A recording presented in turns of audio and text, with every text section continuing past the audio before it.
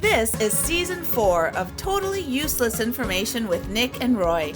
Listen, laugh, and learn. This week on the show, we introduce another new topic. That's like topic after topic. Down the garden path. Plus, a fan favorite, science, science, science. Plus, we'll open up the mailbag. Someone who wrote in not to ask us anything, but to give us information. And of course, news from around the world. Totally useless information. It's everything you never needed to know. Welcome to episode 11. Here we go. Down the garden path with Nick and Roy. Yes, down the garden path. We'll take you down the garden path. A brand new topic. Now, I came up with this one. Usually listeners write into us. I want to know why. I mean, I know that marijuana is legal in the country of Canada, but why does she sound like that? Like, hello. What? It's Mother Nature. Listen, it's Mother Nature. Down the garden path with Nick and Roy. There you go. Yeah, she's high on life. But Okay. we have a brand new topic, Down the Garden Path. You go to nickandroy.com to suggest any topics. But I came up with this one because I was down the garden path. Pine needle tea. Fresh pine needles are rich in vitamin A and C. Particularly medicinal are Scotch and white pine needles. Oh. A cup of strong pine needle tea has approximately 5 times more vitamin C than a lemon. Really? Native Americans and early settlers knew of the pine needle's benefits long before scientific research confirmed it. They drank the tea several times a day to remedy coughs, colds, and to prevent scurvy. And they smoked that same stuff that she's smoking. Yeah. Okay. Okay, flower people, get ready for the first economic bubble and the first economic collapse. It happened in Holland. Oh. Yes. This is many, many years ago. Tulips became so popular in like the 1700s. Tulips became so popular that the plants were worth more than gold. Oh. And they became so overproduced that the market collapsed. And literally, the tulip market collapsed and people lost fortunes on the tulip market. Stop and smell the flowers, why don't you? The fragrance of flowers has only one purpose. That's it. To attract insects needed for pollination. Flowers pollinated by wind don't need to attract insects and therefore have no scent. Yeah, until they attract my wind. Speaking of which, coming up in the science section here on Totally Useless Information with Nick and Roy, we'll talk about flatulence. Why not? Explosion. Yes. Okay, the flower, the gladiolus, has a great story to it. It got, by the way, thanks, Nick. This is a good topic, garden, because I thought it was going to be a bore, but then No. I started reading and I'm like, oh, this is real interesting.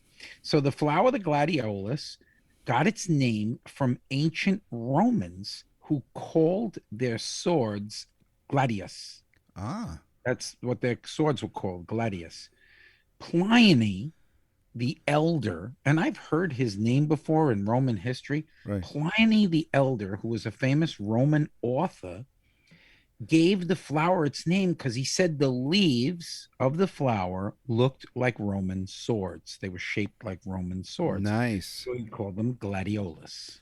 I wonder if that's why they call them gladiators. Yeah, it is. Yeah. Yeah. The gladiators drew their gladius and, and gave them a good sword. Yeah, it's a good sword. Exactly. Helicopters in my rain gutters. Well, if you say to someone, I've got to clean the helicopters from the gutters. Oh, I know what you're talking about. That's Those right. things. And everyone will know exactly what we're talking about. Now, tell something that you need to clean the samaras from the gutters. They're going to look at you like, what the heck are you talking about? Samaras are the winged seeds, such as ash or elm keys, and, of course, maple helicopters. Did you ever put them on your nose? Yes, all the time. You broke the thing open and it was like sticky and it would stick on your nose. Yeah, from the sap from the tree. Yeah, exactly. Yeah. Yeah. That's crazy. I did that last What are they week, called? actually. I did that last week. Yeah, I know you probably did. Yeah. I put it over my mask, actually. Yeah, I put them on my mask. Yes. By the way, we're in Florida, folks, and masks are optional at this point, and Yes. most people are not wearing masks Yes. unless they are vulnerable, and because the CDC guidelines changed for people that are vaccinated and people that have already had the disease, and because Florida was so way ahead of Yeah, everybody. that's good news and it's encouraging news. Yeah, it's very encouraging news, and we seem to be doing really, really well. So thank God for that. Yep. So we have the wonders of the world. You've heard of the wonders of the world, the Taj Mahal, There are 7 of them, I think, right? the Grand Canyon, Yes. the Taj Mahal. These are the wonders of the world. But did you know that there were ancient wonders of the world? The ancient wonders. And I was wondering about that, but go on, enlighten us. yeah, I believe there was 6 of those. And I have to look that up. I don't know that for sure. I Okay. just said it to make it sound like I know what I'm talking about. Totally useless information with Nick and Roy. Did yes. everyone believe that? Okay, so we have the wonders of the world, and we also have the wonders of the ancient world. And one of them was a garden. Did you know that? No. I did. Okay. And I looked it up. The ancient wonder was the Hanging Gardens of Babylon. And the king who built it was Nebuchadnezzar. You've heard his name. Yeah. It was located in the capital of Babylon. And this supposedly, I hate when people say supposedly, Yes. supposedly, it was amazing, utterly amazing. And people would stand in awe looking at these hanging gardens. And we're not sure, and history says that this happened and where it was, but no one is sure if it actually was there. But there is so much throughout history, there are so many indications from different cultures that they saw this Babylonian hanging garden of Nebuchadnezzar that they believe it's true. 7 wonders of the world. We're the 8th wonder of the world because people are wondering, what the heck are we talking about? It's totally useless information with Nick. And we're 8 times as dumb. Yes. But you're smarter for it. Listen, laugh, and learn. Oak trees are struck by lightning more than any other tree. They have a deep central root as well as hollow water-filled cells that run up and down the wood of the oak's trunk. These 2 qualities make these oak trees better conductors and better grounders of lightning than trees with shallow roots and closed cells. So trees are frequently conductors of lightning to the ground, which is why they always tell you, do not go under a tree during a lightning storm. The best place? In your car. Why? Because you're grounded. Now, chances are I'm in the car because I'm grounded. It's a whole different interpretation.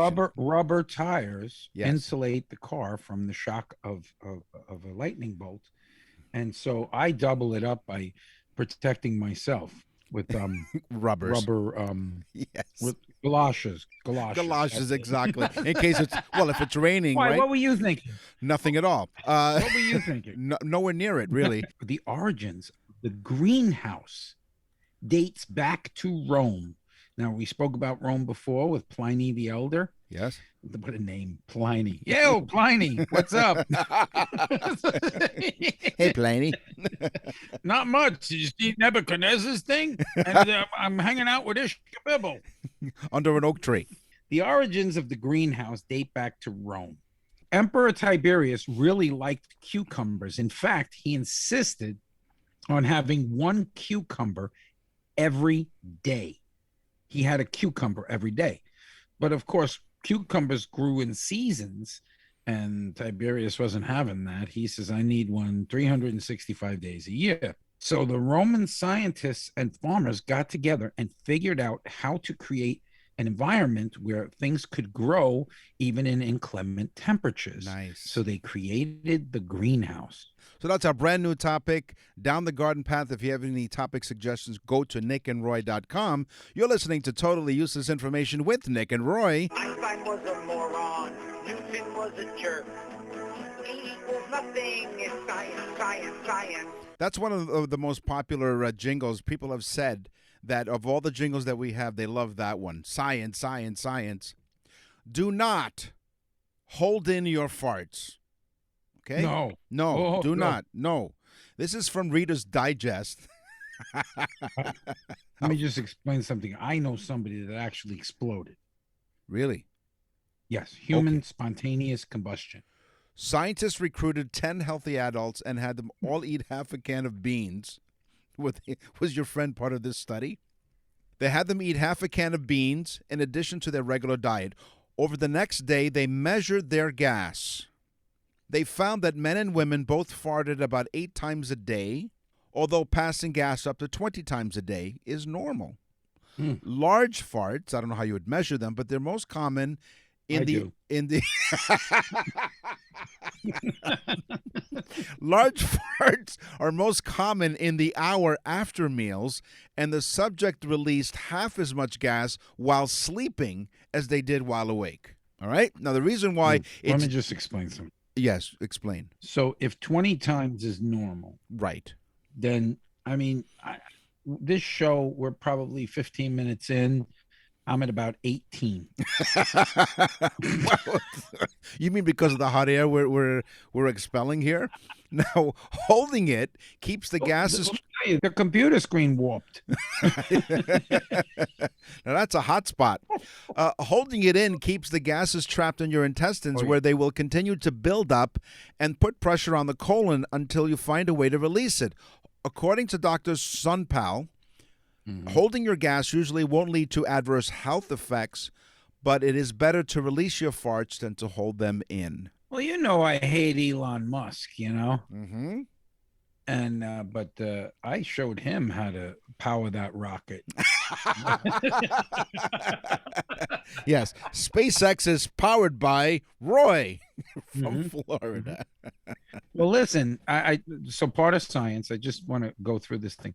First off, this week I went up to a place called Wiki Watchy Mermaids. Oh, This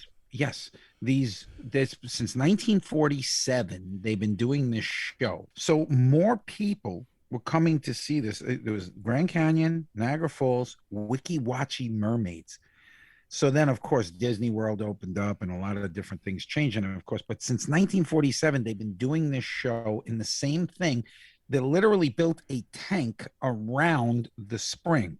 oh, And the scientific part of it is the spring perks up 1,200,000 gallons of water per day. yikes. Wow. I want people to go online, go on YouTube, look up Wiki Watchy Mermaids, because I'm telling you, you're going to be amazed at this. It's really cool. They do a show underwater, That's pretty cool. I and like you'll that. get the gist of it. It sounds like a Disney thing, you know? What's the name of it again? Wiki? It's called the Wiki, Weekie, Wiki Watchy, Wachee, Wiki Watchy Mermaids. 1947, they started doing it. Sorry? It's just such an interesting place. Well, how about the hissing cockroach? How did the Madagascar hissing cockroach get its name? Well, it hisses, of course. But how it hisses is a little weird. The giant insect forces gas, there we go with the gas again, through its tiny breathing pores called spiracles and its thorax and abdomen. The cockroaches hiss when they're surprised, when challenging other cockroaches to a fight, and when trying to attract mates. Okay? So here's an audio sample of what the hissing cockroach sounds like.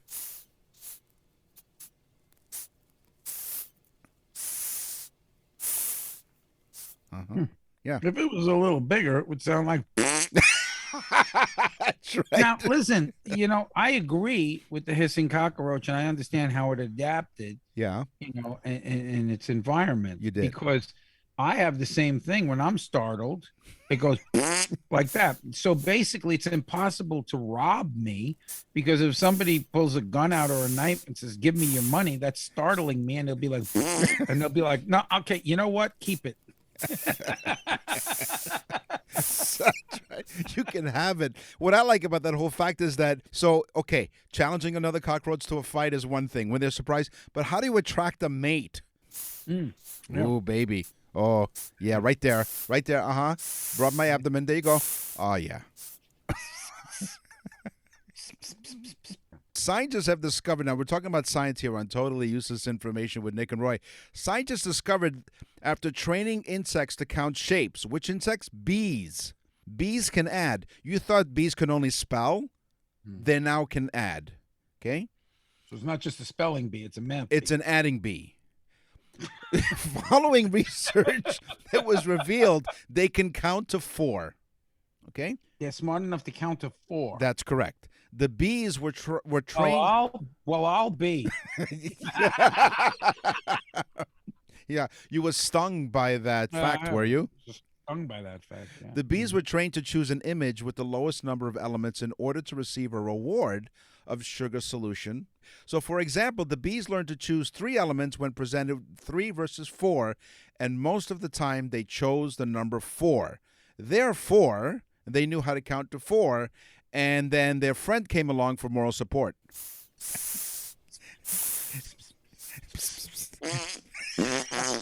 You're listening to Totally Useless Information with Nick and Roy. And Roy. And now for something completely useless. With all the electric cars that are going to be made, this is an important fact. Listen to how many pounds. It's 55 pounds of copper wire is built into the average car. 55 pounds. Now, I have felt a wire harness of a car. It's heavy, Right. but 55 pounds, that's a lot of copper. Okay, well, guess how much an electric car uses? Because all it is wires, and the wires in the engine are wire wrapped, and like the old Tesla motors are wrapped coils of copper. I would say double. That's what I would say, double. Double, 3 times, 158 pounds on average is 150 pounds of copper wire in a electric car. It makes you so. Tip of the day, folks. Get on the commodities market and buy copper. Yeah, It's a penny stock. Copper penny. There you go. Wow, I love that one. You're listening to Totally Useless Information with Nick and Roy. If you want to send us an email, we're really open to that. Go to nickandroy.com. What's in the mailbag? What's in the mail? So go to nickandroy.com, click on Contact Us, and we'll get your email. Now, usually when people email us, they tell us, hey, we love your show, and they want us to answer a question. But in this case, Kaylin from Pittsburgh, Pennsylvania. Go Steelers. That's right. I don't know if she is a Steelers fan, but she sent us information because she thought she would educate us. Poor thing. She wrote a paper about a baseball player named William Hoy, and how he was instrumental in the sign language used in baseball even today. William Dummy Hoy was nicknamed Dummy because he was deaf.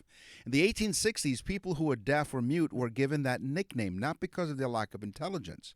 Hoy played in the major leagues from 1888 to 1902. What a different time. Right. Right now, if you called a deaf person a dummy, you'd be... Yeah, you're You the put dummy. jail. You would be the dummy for calling a deaf person that. It is Wow. incorrect. So his batting average was near 290, so not too bad. Of his many accomplishments, he hit the first Grand Slam home run in the American League and was the first player ever to be inducted into the American Athletic Association for Deaf's Hall of Fame because he was deaf. Now, William Hoy is responsible for sign language in baseball today. How? Because he was deaf, he couldn't hear the umpire call the pitch, a ball or strike. So he would ask his third base coach to lift his right arm if it was a strike and his left arm if it was a ball. This quickly caught on with other players and umpires. They found it to be extremely useful with other deaf players. Hand signals are still used today and are considered a highly regarded secret as to why, but hand signals are long-standing testament for the great game of baseball. And one other fact here, Gallaudet University in Washington, D.C., who caters to deaf and hard of hearing students, dedicated a baseball field, Hoy Field, in his honor. William Hoy. So thank you, Kaylin, for that wonderful piece of information. Let me say, Kaylin, you may not be a Steelers fan, but you stole our heart. So we give you an A+ We give you an A+ on that paper. Yeah, so once again, if you'd like to send us an email, you can either ask us a question or teach us a thing or two. nickandroy.com. What's in the mail?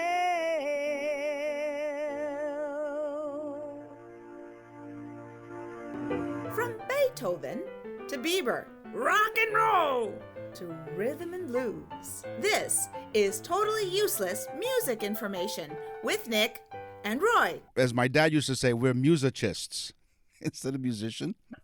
He was musicists. Country music has some common things and common themes. Yeah. We all know that. There's the joke that says, what do you get when you play a country music song backwards? You get back your girl, your truck, your dog. Okay, yes. Okay, country music has these common themes. Well, they did a study, of course, because why not when there's money to give away? Yes. 1 in 5 country music songs refer to alcohol. Okay. 1 in 3 talk about crying and tears, and 1 in 7 talk about mama. Not too bad. Now, most people don't know, but I wrote country music with a guy named Johnny Rankin for a couple of years. We wrote a bunch of country songs. So, Did any of them include booze shout and out to mamas? Johnny. Shout out to Johnny. Yes, Johnny. As a matter of fact, when you hear our theme song, Totally useless information. That's Johnny. It's everything you never needed That's to Johnny. know. yeah, that's Johnny on the guitar. That's Johnny playing the guitar. Way to Yeah, go, Johnny's Johnny. playing the guitar. So thank you. Yeah, We thank- Johnny's really cool. He's a cool guy. And yes, in fact, his song is when Junior turns 21, me and the boys are going to have some fun. We're going to go down to the Roadhouse bar and get some whiskey flowing. So there's your alcohol. There you go. Okay, in 2016, you would think Beyonce was really, really popular, right? Beyonce just was sold more CDs than anybody else, except for Mozart. Mozart sold more CDs than Beyonce in the year 2016. Yeah, see, I mean, people, that's like, again, it's just something that people buy. Everybody's got some. I'm sure my son, who's 30 years old, has classical music in his library of music. Well, Mozart had to cancel his tour, of course, because of COVID. But watch for him next time they open things up again. Mozart. Yes, without a mask. George, Paul, Ringo, and John, the Beatles, had one thing in common, one common denominator. Not one of them could read or write music. Wow. Isn't Now, that something? Yes, and I've written lots of songs. I've probably written around 25, 30 songs, maybe more. And I don't read music. I can't read it. I don't write it. Do you sight read music? Like you have an idea where the notes are? No, not at all. Absolutely not. I have no clue. I play the guitar. I have no clue what the chords are. I know what they sound like, but I do not know what they are. Well, Roy, in addition to the many talents that he brings here, and we'll let you know when that starts, he's also an amazing entertainer. If you're in the southwest part of Florida, check out our website, nickandroy.com, and you'll see a link that's Music by Roy, or you can go to musicbyroy.com, and you'll find out where Roy is performing next. Yeah, or like my other talent, which is 47 farts in one day. So the most expensive instrument ever sold was called Lady Blunt. Now, this instrument must have been very cool because it had its own name. It was actually called Lady Blunt, and it was a Stradivarius violin. And in 2011, it sold for, get ready, $15.9 million. Holy That's wow. Crazy. $15.9 million. Wow. And then I got one more cool fact. I got to throw it in with music. All right. I got to get this one in. Okay. The unbelievably famous song Bohemian Rhapsody, right? Yes, You yep. know it. Yes. It has the people from Liechtenstein going, Scaramouche, we go to the Mamma mia, mamma mia. Yes, you were saying. Well, those are the Italian guys. In the background, the pizza guys going, Mamma mia, mamma mia. Yeah.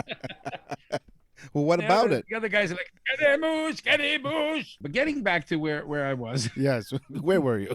It's not even digressing. That's just a total lunacy. The famous song Bohemian Rhapsody was recorded in a farm-like music studio in England. If you've ever seen the movie Bohemian Rhapsody, which I do recommend, it's a great film. Yep. But anyway, Bohemian Rhapsody, they go to a farm studio in England, which is very famous, and a lot of bands have recorded there. But the funniest part is that Bohemian Rhapsody, Freddie Mercury sat in the studio in the barn, and he wrote and recorded it on a piano that was in that room. That was the same piano that years before Paul McCartney wrote Hey Jude. Oh, wow. That is awesome. Fantastic. How cool. Yes. So you're listening to Totally Useless Information with Nick and Roy. Today we talked about music, of course, science, and our brand new topic, Down the Garden Path. It's time for the news. And now, from around the corner and around the world, this is TUI News. Barry and Helly Ann Lee, both in their 70s, have been charged with assault. This happened back in June of 2018. What was their crime? Spraying their neighbor, Harold Burroughs, with a garden hose. Okay. They sprayed. No, you got to do it sometime. They had a. Was he on fire? No. They shared a fence. The neighbors had been squabbling for years, but things had escalated one day when the Lees hosed down their driveway. Burroughs confronted the Lees about yard waste that was streaming onto his lot, and they turned up the drama and turned their hose on him. Yes. It's all fun and games, folks, until somebody squirts you with a hose. Burroughs, who recorded his surprise shower, later presented the footage as evidence to a judge. The court imposed a 2-year restraining order, and the Lees have decided to look for a new place to live. It's all water under the bridge. Oh, so the squirters got in trouble. The squirters, not the squirters, the Lees. They were the Lees. Barry and Helly Ann Lee. Oh, they're the ones that squirted the guy Right. with the hose. They were the squirters. Burroughs was the squirt-e. So what did they give them as far as jail time? Anything? It didn't say, no, a 2-year restraining order. No, they said you got to go back and live next to that lunatic that you squirted. That's your punishment. That's right. So if you have a neighbor and you share a fence, be nice to each other. Was it Mr. Lee? It was Mr. Lee? Mr. Lee. Yes, Mr. Who Lee. knows? Maybe the guy, things are not always what they seem. Maybe, what was the other guy's name? His name was Burroughs. Mr. Burroughs, probably, because Burroughs, who knows? He's just like some regular guy. He's probably in his driveway, and then Lee comes out, and who knows? Maybe he didn't even understand Mr. Lee. They've been squabbling for years, Right. and Yeah, and Burroughs, who the hell knows? He must have been like, what the hell's going on? Maybe it's in this guy's culture to squirt me down or something, Yeah. Who knows? Hey, Burroughs was so embarrassed he put his head in the sand. Yeah, he buried himself. Yeah. But could you imagine Burroughs screaming at him and this guy screaming back? Well, that's all the time that we have for this week, and thank goodness before the lawyers barge in. Thank you very much for listening. We will scour the internet far and wide for more useless information next time. So, please tell a friend about the trend, and definitely go to nickandroy.com and listen to some of the older episodes. There's 70-something of them. Yep. And now 57 countries around the world, kids. We are all over the place. Thank you so much to everybody that listens. I'm Nick. And I'm Roy. Thanks for listening.